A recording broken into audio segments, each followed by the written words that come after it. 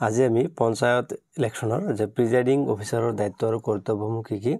সেই বিষয়ে আলোচনা কৰিম আৰু লগতে ফাৰ্ষ্ট সেকেন্ড আৰু থাৰ্ড পোলিং অফিচাৰৰ কামখিনি কি হ'ব সেই আলোচনা কৰা হ'ব যেহেতু প্ৰিজাইডিং অফিচাৰৰ দায়িত্ব আৰু কৰ্তব্যসমূহ কি ট্ৰেইনিঙত গোটেইখিনি পাইছে গতিকে ইয়াত আমি থুলমূলকৈ আলোচনা কৰিম আৰু মেইন পইণ্ট কেইটা আলোচনা কৰিবলৈ যত্ন কৰিম সো ইয়াৰে যেটো মেইন পইণ্ট কেইটাৰ ভিতৰত ইয়াৰ যেটো 5 নম্বৰ আছে 5 নম্বৰ পইণ্টত মেনশন কৰা আছে যে নিৰ্বাচনী কৰ্তব্যলৈ ৰাওনা হোৱাৰ আগতে নিৰ্দিষ্ট কাউণ্টাৰৰ পৰা নিৰ্বাচনী আহিলাপাতি সংগ্ৰহ কৰিব এটা বস্তু মনত ৰাখিব যেতিয়া নিৰ্বাচনী কাউণ্টাৰৰ পৰা আহিলাপাতিসমূহ ল'ব আৰু লোৱাৰ পিছত যেটো আপোনালোকে চেকলিষ্ট পাব সেই চেকলিষ্টৰ লগত গোটেইখিনি বস্তু মিলাই চাব আৰু যদিহে কিবা এটা বস্তু কম থাকে তেতিয়াহলে কাউণ্টাৰৰ পৰা ল'ব পাৰিব আৰু পিছত যদি কিবা কাৰণত যদি কম যায় বা কম লয় তেতিয়াহলে বহুত অসুবিধা হ'ব এই ক্ষেত্ৰত সকলো সামগ্ৰী যাতে সঠিক পৰিমাণত আপোনালৈ হস্তান্তৰ কৰা হয় সেইটো নিশ্চিত কৰিব এইটো চেকলিষ্টৰ লগত মিলাই চাব যে অতি প্ৰয়োজনীয় সামগ্ৰীসমূহ হল ইম্পৰ্টেন্ট যিবোৰ মেটেৰিয়েল সেইবোৰ হল ইয়াতে দিয়া আছে বেলট বক্স আছে বেলট কাগজ ভোট গ্ৰহণ কেন্দ্ৰৰ চিহ্নিত ভোটাৰ তালিকা আৰু ভোটাৰ তালিকাৰ অন্য এটা প্ৰতিলিপি কাৰ চিহ্নযুক্ত বৰৰ ছাপমৰা সজলি অমোচনীয় চিয়াহী ধাতব সিল মোহৰ পৰিণয়ত প্ৰমাণ পত্ৰসমূহ আৰু পৃথকীকৰণ কৰা ৰবৰ সিল আৰু যেটো ডিস্টিংগুইশিং মাৰ্ক সিল বুলি কোৱা হয় আৰু মোহৰ পৰা মম ইত্যাদি এইকেইটা হল ইম্পৰ্টেন্ট সামগ্ৰী হল সো ইয়াৰ পিছৰ যেটো 6 নম্বৰ পইণ্টত দিয়া আছে 6 নম্বৰ পইণ্টটো আপোনালোকে ইয়াতে চাই লব ইয়াৰ পিছৰ যেটো আছে 7 নম্বৰ পইণ্টত মেনশন কৰা আছে যে ভোট গ্ৰহণ প্ৰক্ৰিয়া আৰম্ভ হলে ভোটাৰক হস্তান্তৰ কৰাৰ আগতে আপোনাক দিয়া বেলেট কাগজসমূহৰ ওলটা পিঠিত আপোনাৰ সম্পূৰ্ণ স্বাক্ষৰ কৰাটো প্ৰয়োজন যেটো বেলট কাগজ থাকিব আৰু এই বেলট কাগজত প্ৰিজাইডিং অফিচাৰৰ সম্পূৰ্ণ ফুল সিগনেচাৰটো কৰিব লাগিব এনেকুৱা বেলেটৰ প্ৰতিপৰ্ণত কাউণ্টাৰ ফইল কেতিয়াও আপোনাৰ সহিত নকৰে যেন তাৰ লগতে ভোট গ্ৰহণ কেন্দ্ৰৰ বিশিষ্ট চিহ্নযুক্ত মোহৰ মৰাটো প্ৰয়োজনীয় নিৰ্ধাৰিত সময়ত ভোট গ্ৰহণ আৰম্ভ কৰিব পৰাকৈ আৰু ভোটদাতাৰ ভিৰৰ বাবে যাতে অযথা পলম নহয় তাৰ বাবে কিছু সংখ্যক বেলট কাগজত আগতীয়াকৈ স্বাক্ষৰ কৰি ৰখাটো উচিত যিদিনাখন ভোটদান হ'ব তাৰ আগদিনাখন ৰাতি যেতিয়া ভোট চেণ্টাৰটো পাব ৰাতি যিমানখিনি বেলট কাগজ আছে প্ৰায় 70 বা 80% আপোনালোকে সিগনেচাৰ কৰি ল'ব তেতিয়াহলে বহুত সুবিধা হ'ব ইয়াৰ পিছৰ যেটো পইণ্ট আছে যে 8 নম্বৰত দি আছে প্ৰথম ভোট গ্ৰহণকাৰী বিষয়াই ফাৰ্ষ্ট পোলিং অফিচাৰ কোনো এজন ভোটদাতাৰ পৰিচয় সম্পৰ্কত উপযুক্তভাৱে সত্য নিৰূপণ কৰা উচিত তাৰ বাবে ভোটদাতাই দাখিল কৰা পৰিচয় পত্ৰ পৰীক্ষা কৰাৰ লগতে উপস্থিত পোলিং এজেন্ট আৰু আপোনাক সহায় কৰিবলৈ থকা স্থানীয় গাঁও প্ৰধানৰ মতামত প্ৰয়োজন সাপেক্ষে ল'ব পাৰিব সো 9 নম্বৰত দি আছে ভোটাৰ তালিকাত থকা বিৱৰণৰ সৈতে মিলাই ভোট দাতাজন সো আপোনালোকে এইখিনি পঢ়ি ল'ব ইয়াৰ পিছৰ যেটো পইণ্ট আছে 10 নম্বৰত দি আছে তিনিওবিধ বেলট কাগজৰ দায়িত্বত থকা দ্বিতীয় পোলিং বিষয় থাকিব আৰু নিৰ্ধাৰিত বেলট কাগজ ভোটদাতাৰ হাতত তুলি দিব আৰু তাৰ আগতে প্ৰতিবৰ্ণত টিপসহি ল'ব আৰু ভোটাৰ তালিকাৰ ক্ৰমিক নম্বৰ লিখিব যদি কোনো ভোটদাতাই প্ৰতিবৰ্ণত সহি বা টিপসহি কৰিবলৈ অমান্তি হয় তেওঁ বেলট কাগজ দিয়া নহয় যেন এটা দ্বিতীয় পোলিং বিষয়জনৰ কাম হ'ব যি তিনিটা বেলট কাগজ থাকিব সেই তিনিটাত ভোটাৰজনৰ সিগনেচাৰ ল'ব লাগিব আৰু এই কাগজ তিনিটা দিব লাগিব আৰু কোনোবা ভোটাৰে যদি বেলট কাগজৰ সিগনেচাৰ নকৰে তেতিয়াহলে এক বেলট কাগজ নিদিব 11 নম্বৰত দি আছে পৰৱৰ্তী তৃতীয় পোলিং বিষয়ে ভোটদান কৰা নিয়ম বেলট কাগজ ফাঁস কৰা আদি সম্পৰ্কে বুজাই দিব আৰু ভোটদানৰ পিছত যাতে বেলট বাকচত ভৰোৱা হয় সো তাৰ প্ৰতি নজৰ ৰাখিব সো 12 নম্বৰত দি আছে ভোটদান কৰি ওলাই যোৱাৰ আগতে ভোটদাতাৰ আঙুলিত থকা অমোচনীয় চিয়াহীৰ দাগ স্পষ্ট হৈ আছে নাই তাক তেওঁ ভালকৈ চাব যদি চিয়াহীৰ দাগ অস্পষ্ট হৈছে বা উঠাই দিয়াৰ চেষ্টা কৰা যেন ধাৰণা হয় তেন্তে তেওঁৰ আঙুলিত পুনৰ চিহ্ন দিয়া উচিত এজন ভোটদাতাৰ পৰিচয় থিৰাং হোৱাৰ পিছত ভোটদান কৰিবলৈ সমালে প্ৰথম পোলিং বিষয়াই ভোটাৰ তালিকাৰ চিহ্নত প্ৰতিলিপি মাৰ্ক কপিখনত ভোটদাতা নামৰ তলত এডাল আঁক মাৰিব আৰু যদি মহিলা ভোটদাতা হয় তেন্তে উপৰিঞ্চিভাৱে এটা ৰাইট চিন দিব যদি পুৰুষ ভোটাৰ হয় তাৰ নামৰ তলত এনেকৈ এটা আঁচ দিব আৰু যদি মহিলা হয় প্ৰথমতে নামৰ তলত আঁচ দিব আৰু লগতে এটা ৰাইট চিন দি দিব। তাৰপিছত 14 নম্বৰ দি আছে ভোটদাতাসকলক সংখ্যানুক্ৰমিকভাৱে বেলট কাগজ দিয়াৰ প্ৰয়োজন নাই। আপোনাৰ হাতত থকা 50খন বেলটৰ বান্ডিলৰ পৰা অগা পিছাকৈ যাদৃচ্ছিকভাৱে বেলট কাগজ দিব পৰা যায়। অৱশ্য ভোট গ্ৰহণ প্ৰক্ৰিয়াৰ শেষৰ ফালে এনে কৰোঁতে সতৰ্ক হ'ব যাতে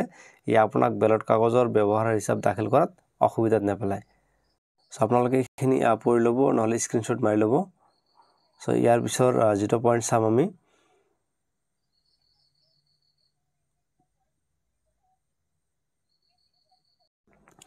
ইয়াতে দি আছে ভোট গ্ৰহণৰ আহিলা-পাতি সংগ্ৰহ।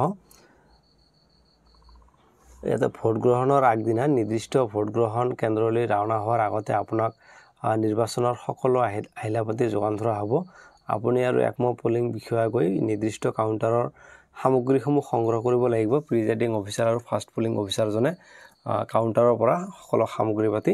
সংগ্ৰহ কৰিব লাগিব। অনুবন্ধ 23 এনে সামগ্ৰীসমূহ বিতং তালিকা দিয়া হৈছে। নিৰ্ধাৰিত পৰিমাণত সকলো সামগ্ৰী যে আপুনি পাইছে কাউণ্টাৰ এৰাৰ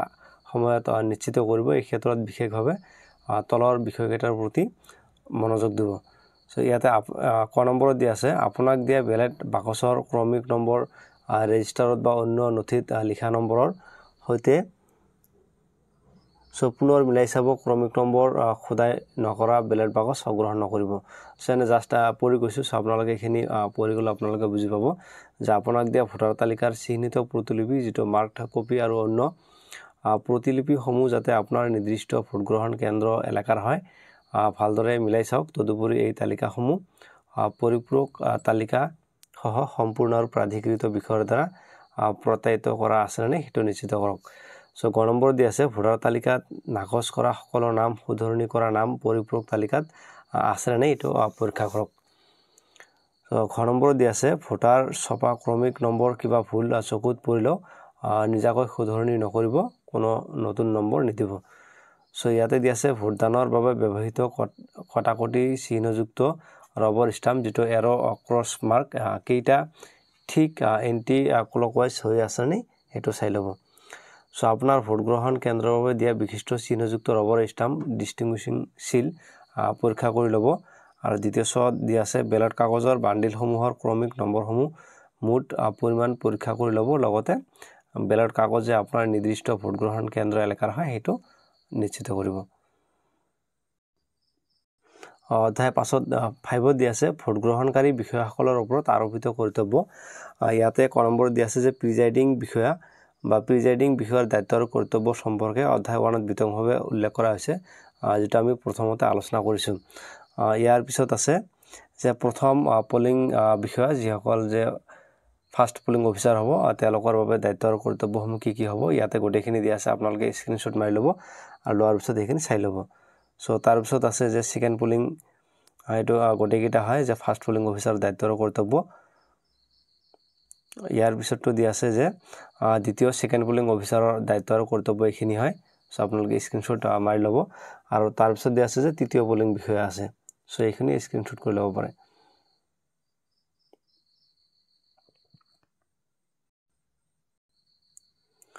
ইয়াৰ পিছত চাম আমি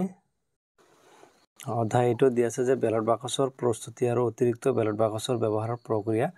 যে বেলট বাকচৰ প্ৰস্তুতিত কি দি আছে, বেলট বক্সটো কেনেকৈ কি কৰিব প্ৰিপাৰেশ্যন কৰিব। ইয়াতে ভোট গ্ৰহণ আৰম্ভ কৰাৰ নিৰ্ধাৰিত সময়ৰ 30 মিনিট মানৰ আগতে আপুনি বেলট বাকচৰ প্ৰস্তুতি আৰম্ভ কৰিব পাৰে। বেলট বাকচ খোলা আৰু বন্ধ কৰাৰ কৌশল সম্পৰ্কত ইতিমধ্যে প্ৰশিক্ষণ কালত আপোনাক অৱগত কৰিছে আৰু আখৰাসমূহৰ সন্মুখতো আপুনি নিজে বাকচ খোলা আৰু খোলা মেলা কৰি এই কৌশলসমূহ নিশ্চয়কৈ বুজি লৈছে। ইয়াতে আপোনালোকে চাব এইখিনি যিটো 1 নম্বৰ পইণ্টত দিয়া আছে ভোট গ্ৰহণৰ সময়ত বেলট বাকচৰ চিনাক্তকৰণৰ কাৰণে সকলো বিৱৰণ দি এটা ঠিকনা টেগ বা এড্ৰেছ টেগ বেলট বাকচৰ ভিতৰত ৰাখক। অন্য এটা টেগ সকলো বিৱৰণ লিখি বেলট বাকচৰ নালত দৃঢ়ভাৱে লগাওক। ঠিকনা টেগটো নিম্নলিখিত ধৰণৰ এনেধৰণৰ হ'ব, যিটো ঠিকনা টেগ হ'ব আৰু যিটো এড্ৰেছ টেগ হ'ব। আপোনালোকে পঞ্চায়ত নিৰ্বাচন প্ৰতি জিলা আয়ুক্ত জিলা প্ৰিজাইডিং বিষয়া আপোনালোকে এইখিনি চাই ল'ব। এইখিনি চালে গম পাব গোটেইখিনি বস্তু। এটা বস্তু লক্ষ্য কৰিব, উদাহৰণস্বৰূপে যদি আপোনাক তিনিটা বেলট বাকচ দিয়া হয় তিনিটাৰ ভিতৰত যেটো প্ৰথম বেলট বাকচৰ ওপৰত লিখিব এটো 3/1 লিখিব যদিহে তিনিটা দিছে আৰু দ্বিতীয় নম্বৰত লিখিব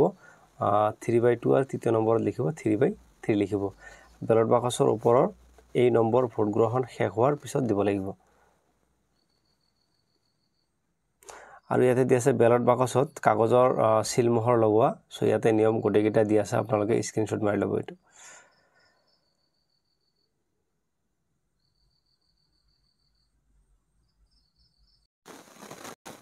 অধ্যায় নম্বৰ 13 দি আছে যে টেন্ডাৰ বেলট কাগজ আৰু বেলট কাগজ নাকচ সো 1 নম্বৰ দি আছে টেন্ডাৰ ভোট যে টেন্ডাৰ ভোট কি হয় সো কেতিয়াবা এনে হ'ব পাৰে যে সো আপোনালোকে ইয়াতে এটো পঢ়ি ল'ব সো ইয়াতে টেন্ডাৰ ভোট কি জানে গোটেইখিনি বস্তু সো নহলে ইয়াতে এটো স্ক্ৰিনশ্বট মাৰি ল'ব আৰু গোটেইখিনি পঢ়াত বহুত সময়ৰ প্ৰয়োজন হয় সো স্ক্ৰিনশ্বট মাৰি ল'ব আৰু আপোনালোকে বস্তুখিনি ধুনীয়াকৈ বুজি পাব পঢ়িলে সো ইয়াৰ পিছত আছে এটো 3 নম্বৰ পইণ্ট দি আছে সো এই গোটেইখিনি ইয়াতে দি আছে ইয়াৰ পিছত যেটো আছে যে অধ্যায় 14 ভোট গ্ৰহণ স্থগিত বা বন্ধ হ'ব লগা পৰিস্থিতি সো ইয়াৰ পিছত আছে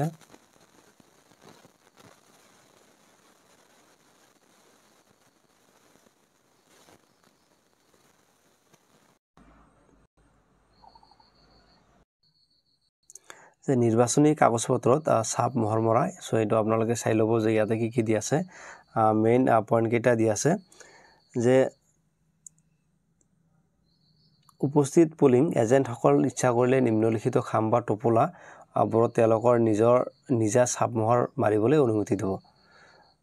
সো ইয়াতে 1 নম্বৰ দি আছে ভোটাৰ তালিকাৰ চিহ্নিত প্ৰতিলিপি ভৰোৱা খাম সো আপোনালোকে এইটা স্ক্ৰিনশ্বট মাৰি ল'ব আৰু ইয়াতে এটা বস্তু চাব যে ইয়াতে বেলট বাকচ আৰু অন্যান্য সামগ্ৰী জমা দিয়া ঠাইত অযথা পলম আৰু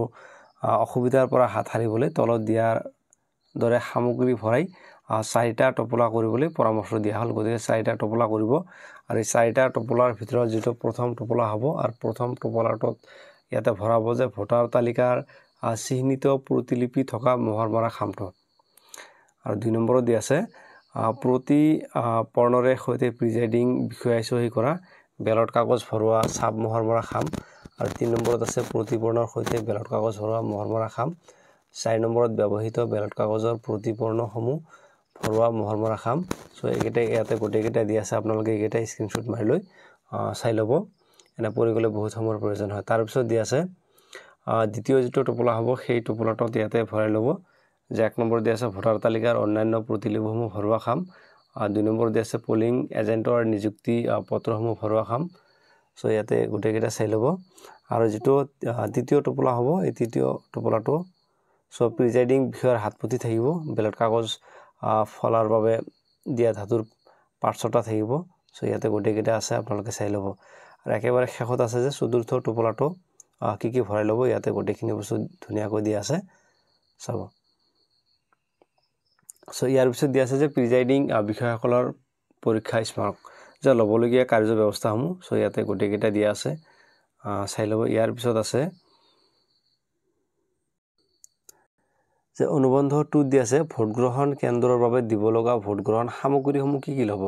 এই সামগ্ৰীসমূহৰ ভিতৰত 1 নম্বৰত আছে বেলট বাকচ একটা বা দুইটা প্ৰয়োজন আৰু কিছুমানৰ ক্ষেত্ৰত 3টা লৈকে লাগিব আৰু 2 নম্বৰত বেলট কাগজ গাঁও পঞ্চায়ত সদস্য আছে ভোটদাতাৰ সংখ্যা আঞ্চলিক পঞ্চায়ত আৰু জিলা পৰিষদ সদস্য আছে তাৰপিছত 3 নম্বৰ দি আছে অমোচনীয় চিয়াহী কাগজৰ সিল মোহৰ সো আপোনালোকে গোটেইকেইটা বস্তু পাব আপোনালোকে স্ক্ৰিনশ্বট মাৰি ল'ব কি বস্তু ল'ব লাগিব সেইদিনাখন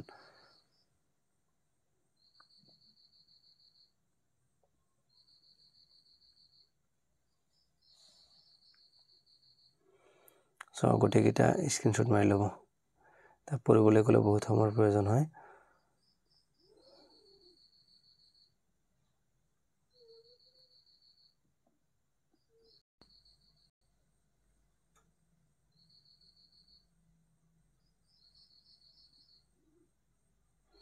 সো এইখিনি আছিল ইয়াৰ পিছত দি আছে যে ভোট গ্ৰহণ কেন্দ্ৰ আহি আছে সো এইখিনি আজি আমি প্ৰিজাইডিং অফিচাৰৰ দায়িত্ব আৰু কৰ্তব্য বা ফাৰ্ষ্ট সেকেন্ড আৰু থাৰ্ড পোলিং অফিচাৰৰ দায়িত্ব আৰু কৰ্তব্যসমূহ থুলমূলকৈ আলোচনা কৰা হ'ল আৰু যদিহে চেনেলটো নতুনকৈ ভিজিট কৰিছে সাবস্ক্ৰাইব কৰি বেল আইকনটো অন কৰি ল'ব thank you very much for watching thank you আৰু যদিহে কাৰোবাক প্ৰিজাইডিং অফিচাৰৰ এই হেণ্ডবুকখন লাগে তেতিয়াহ'লে কমেণ্ট বক্সত কমেণ্ট কৰি জনাব। Thank you so much. Thank you very much for ৱাচিং।